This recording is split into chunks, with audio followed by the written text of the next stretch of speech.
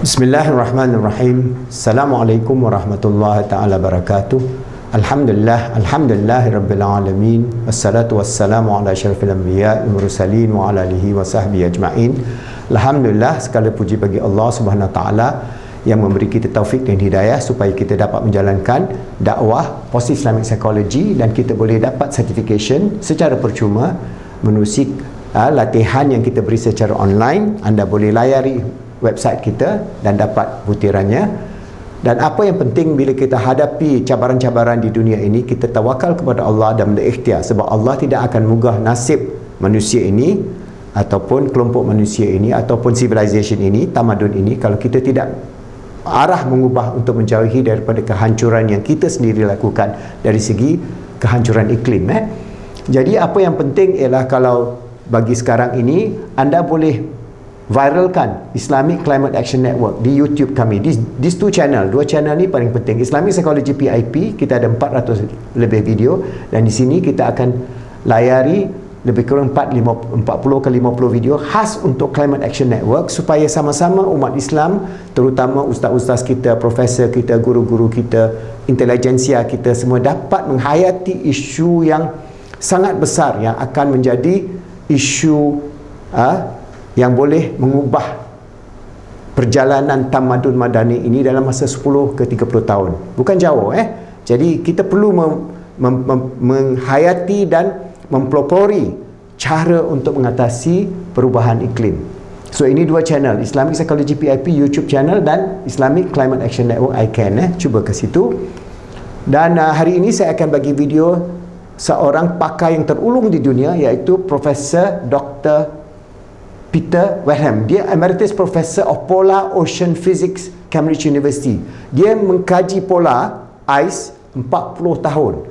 Dan jika seseorang yang kita nak jadi pakar rujuk, dialah pakar rujuk dunia, termasuk Pope sendiri lihat pada makalah-makalah dan ratusan tulisannya yang menunjukkan bahawa kita menghadapi satu cabaran yang sangat besar. IPCC pun mungkin tidak dapat mengatasinya, sebab penjajahan iklim IPCC ini, kita mengatakan bahawa kita hanya boleh meningkat antara 1.5 ke 2 darjah Celsius. Tetapi apa yang sudah terjadi ialah, kalau kita ikut pattern yang sudah ada trending sekarang, 90% kemungkinan kita akan meningkat kepada 4 darjah Celsius. Kalau kita meningkat kepada 4 darjah Celsius, maknanya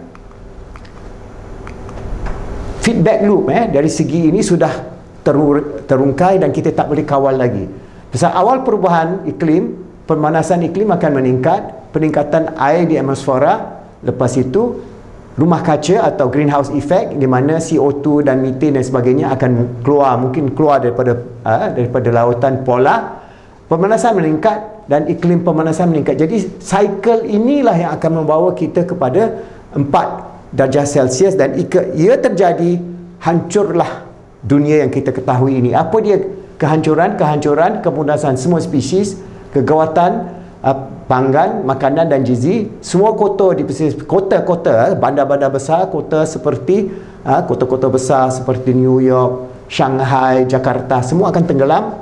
Terjadinya konflik dan sosial migrasi, terlampaunya panas, kebakaran hutan, badai yang sering tinggi dan intens, ais di kutub cair, karang terumbi akan mati, dan penyebaran patogen yang akan membunuh berjutaan atau bilion manusia. Jadi inilah dahsyatnya perjuangan yang kita mesti atasi, dan orang seperti Profesor Peter Wellham bukan calon-calon orang. Jadi harap anda lihat videonya 15 minit saja, dengar nasihatnya, peka kepada isu itu, dan sama-sama kita bergerak ke arah menentukan bahawa kita boleh melayari Islamic Climate Action Network Akan YouTube, dan kita ada 40 video insya-Allah. So daripada situ anda boleh belajar dan sampaikan dan war-warkanlah isu ini kepada semua sahabat-sahabat kita, supaya sama-sama kita menangani isu itu untuk diri kita, keluarga kita, anak cucu cicit kita, dan menghayati hidup kita sebagai khalifah Allah di muka bumi ini. Sentiasa kita bergerak ke arah menjadikan diri kita baik, membantu orang lain jadi baik, dan jadi dunia ini baik, bersih dan selamat daripada pancaroba penukaran iklim yang akan menghancurkan dan mempunahkan tamadun yang kita ketahui ini. Semoga Allah selamatkan kita daripada kehancuran dan kita sama-sama berjuang sebagai khalifah Allah di muka bumi ini, insya-Allah. We're looking at, this is the kind of thinking of the old-fashioned modelers, the ones who were way behind the curve and saying we wouldn't have ice-free conditions until the end of the century.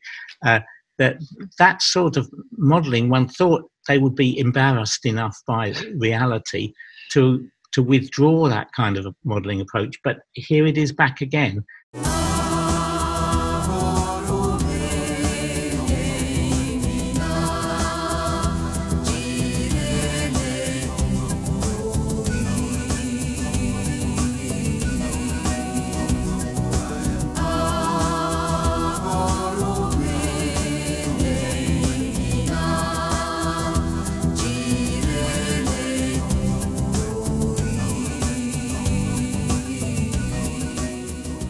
So the IPCC, which has been notably underestimating the severity and the speed for the past 20 or 30 years, however long they've been in existence, now they seem to be getting with the program. What I'm hearing in the blogosphere is that this report is more properly alarming. Yes, it is alarming, but in a sense it has to be, because the IPCC has tended to be quite complacent in the way that it's handled global warming, and soft-pedalled on certain kind of self-reinforcing feedbacks that other people worry about. I mean, that I worry about and a lot of people worry about are the feedback mechanisms which are liable to eventually lead us to some sort of runaway warming. Mm-hmm. And those are things like the methane feedback, the sea level rise feedback, the albedo feedback, and it's the IPCC has tended to soft pedal on those to the extent of actually forgetting some of them, or hoping they don't exist by not mentioning them. Like hoping they go away. Let's ignore. Don't pay any attention to that man behind a curtain in the corner of the room. Well, if they don't mention it, then, and if they're uncertain what its magnitude will be, then by not mentioning it, it sort of goes away entirely, and you don't have to deal with it. And there's some classic cases there, like the case of methane from the offshore, whether that could expand to be a major threat. It won't, in IPCC's view, because they don't consider it in the first place. Mm-hmm. So when you look at the new report, you hope that they've mended some of these, but they've mended some of them, but not all. And really, they still have the same mental view that we just need to do more of the same, and even more of the same, to keep temperatures down to 1.5 rather than 2. And so there's a big stress on CO2 emissions reduction, except that it's so obvious that at 1.5 you have to focus on carbon dioxide removal. Do they talk about emissions, not just reductions, about withdrawal, about carbon withdrawal in this new report? They do, yes, but they don't go into the magnitude of the reduction that's going to be needed. I mean, they say, well, we will have to have CO2 removal from the atmosphere, but they don't. What they ought to be doing is going into how much CO2 removal per year is going to be needed to keep the warming down to 1.5, and that number is very large. It's at least 20 billion tons. I mean, it's about 40 or 50% of what our present emissions are. Is the amount we have to just take out of the atmosphere to keep the warming down below 1.5, and that's such a massive commitment. Such a kind of a huge industry is going to be needed that will change everybody's life, that it needs to be considered as part of the warning. I mean, the warning's not meant to be just a warning, watch out or else. The warning should be, look, unless we do this, we've had it, but this is what we have to do. They really still soft pedal on these tipping points, the self-reinforcing feedbacks. And one of them, I've just reading what they say, is, of course, sea ice, which I know most about. And you look for what they say about sea ice, and it's daft. They say that if we can keep global warming to 1.5 degree, then there'll be an ice-free summer only once every 100 years. What? Once every 100 years, we'll have an ice-free summer. But of course, we know that from maybe next year, maybe the year after, we're going to have an ice-free summer, and then nothing but ice-free summers. And that's nothing to do with plus 1.5. It's the situation as it is now. And that's so as well as saying ice-free summers once every 100 years at 1.5, they say that if we let the temperature rise to 2 degrees, there'll be an ice-free summer every 10 years. But even that is, again, equally daft, because we know that that's not the case. So we're looking at, this is the kind of thinking of the old-fashioned modelers, the ones who were way behind the curve and saying we wouldn't have ice-free conditions until the end of the century. That sort of modelling, one thought they would be embarrassed enough by reality to withdraw that kind of a modelling approach. But here it is back again, and pretending that the situation isn't the way it is. And I noticed that there isn't a well-known sea ice researcher's name on the author list.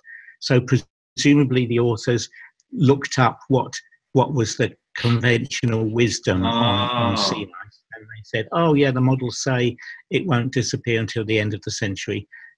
So we'll put that down, and but it's wrong. So when there's something like that, something as serious as that they get completely wrong, then one doesn't feel too confident about the rest. You mentioned before 3 of the areas that are overlooked or deleted that could be runaway cycles in themselves. Can you list them again?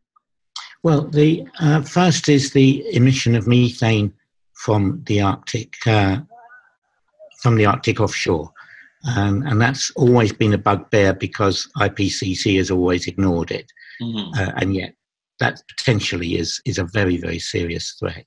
And they likewise ignore it in this report. Your conjecture as to why they ignore it is that it can't be modeled, and they don't have the money to go there or the interest to go there. And so they ignore those who do go there, the expeditionary scientists like yourself and Dr. Shakova, and because we can't put it in our models. So we'll base it on the models, which say the methane's not supposed to be coming out for 50 or 100 years.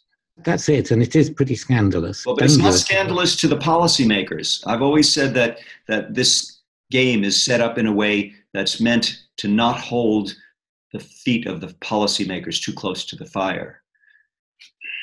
Well, and ditto some of the scientists, because whenever you get some outrageously terrible thing happening, something that has been predicted and then comes about in terms of hurricanes, extreme cold, extreme warm weather, what you often get out of the scientists is say, none of us knew that this was going to happen. It's not true. What they mean is, I didn't know this was going to happen because I do modelling and I don't look at data. But what they say is none of us knew. They try to pull me and other observational scientists into that to say, oh, none of us knew. Well, but in fact, you look at, and lots of people did know, and lots of people predicted it, and lots of people warned about it. But then there's another one that has attention's already been drawn to it. How fast sea level rise is going to accelerate. Mm. And what they do in the report is they take account, in the past, the most flagrant failure of IPCC was not to mention the retreat of glaciers at all, and simply say sea level rise was due to warming of the ocean.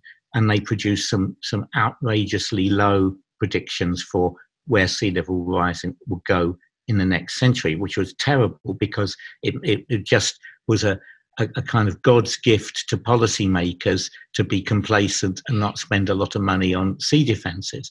But they repented of that in their last assessment, and they included some of the feedbacks due to glacier and ice sheet retreat.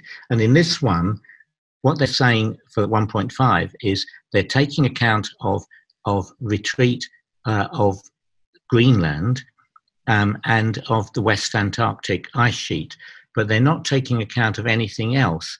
So the things they're not accounting for are the East Antarctic ice sheet, which itself is beginning to retreat, or additional mechanisms happening in Greenland related to the fact that you have this new process of meltwater running down to the bedrock and accelerating the flow of outlet glaciers through the moulins. That's something.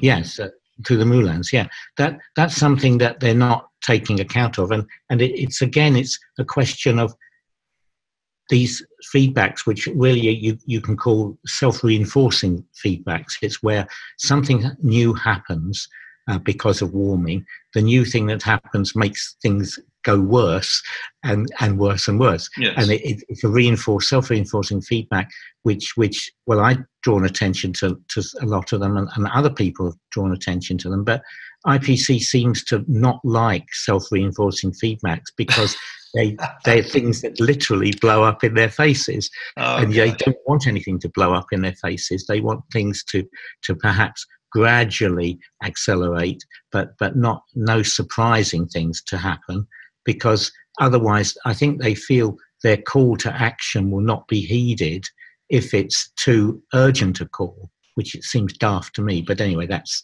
their attitude thing. Now, we've covered two of the three. I thought you had mentioned a third feedback loop. Yes, I think the other one that they don't mention is changes in the ocean circulation.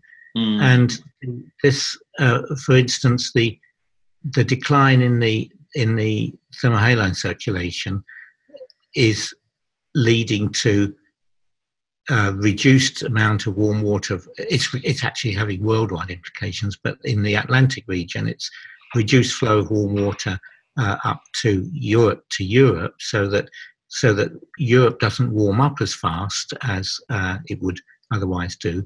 But also that means the reduced flow of warm water means that warm water's pooling in the tropical Atlantic and the Gulf of Mexico, and that's warming up faster than ever. And that's producing a rapid increase in the intensity of hurricanes. So the intensity of hurricanes is increasing, as we know. Each year seems to produce a more destructive hurricane, but that's going to keep happening because of the decline in the thermohaline circulation, even though that lets Western Europe a little bit off the hook as far as warming is concerned. But that decline is related again to the loss of sea ice, because the sea ice isn't being produced in the Greenland Sea area anymore. That's the region where which drives part of this thermohaline circulation. So that's a sort of a known fact, and it's been incorporated in people's thinking. But it's not mentioned by IPCC.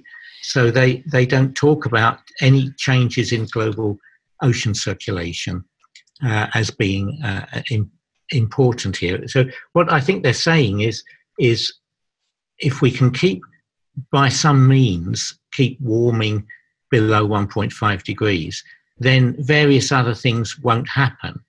And so we don't have to think about them or mention them. So their reason, I don't think they say it explicitly, but they're saying is if we find a way to keep the warming down, then other phenomena won't happen. And so we don't have to talk about them. So a methane burst, for instance, won't happen because the sea ice won't retreat. But it's already retreated to the point where you're warming up the coastal seas of the Arctic. So it's a very, again, mentality of basic complacency when you need a mentality of dire panic warning to say, look, we can't, we've got to do things really seriously, desperately. But radical departure. We need a radical departure. Yes, I mean, we need one for 2 degrees, because that's not going to be easy to reach, or possible probably. But 1.5, you know, that's really requires something absolutely drastic. Mm-hmm. But it's not going to get it, according to this report. We can smoothly go and continue our lives.